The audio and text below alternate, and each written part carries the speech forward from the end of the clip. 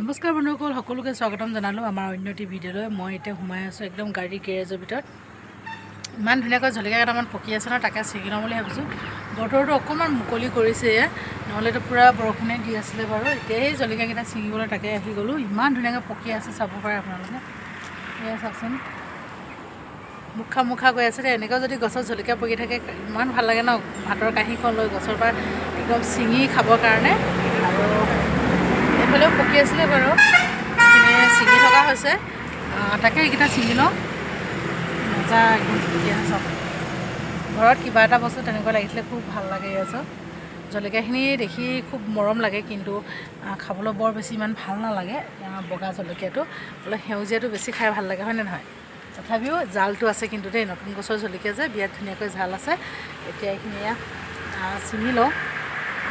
আৰু হয়, বতৰ ভাল ধুনীয়া হৈছে একদম বতৰ। এতিয়া মই টুকুৰি এটা লৈ আহিলোঁ, টুকুৰিটোতে একদম ধুনীয়াকৈ জলকীয়াকেইটা ছিঙি লওঁ। এতিয়া যদি জলকীয়াখিনি ছিঙি নথওঁ, বৰষুণ দিলে বহুত দিগদাৰ হয়।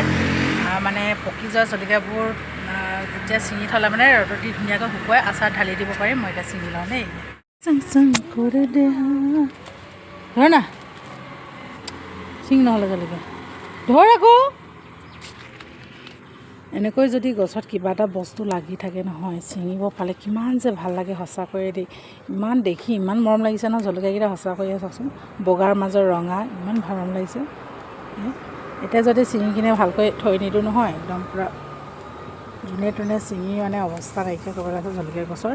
এনেকুৱাকৈ মানে সেউজীয়া এজোপা আছিলে, সেইজোপাও নাইকিয়া কৰি পেলালে, পূৰা মৰহি গ'ল। পূৰা ছিঙি লওঁ দেই। ইয়া টিকলিজনী আহি আছে, দেখিছেনে?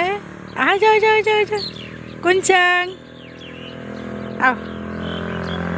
মোক দেখি পাই মানে একদম তাই দৌৰ মাৰি আহিছে। আৰু সিহঁতৰ ঘৰ মাক গৈ বহি আছে। ৰাম, বাইকৰ শব্দ শুনিছেনে?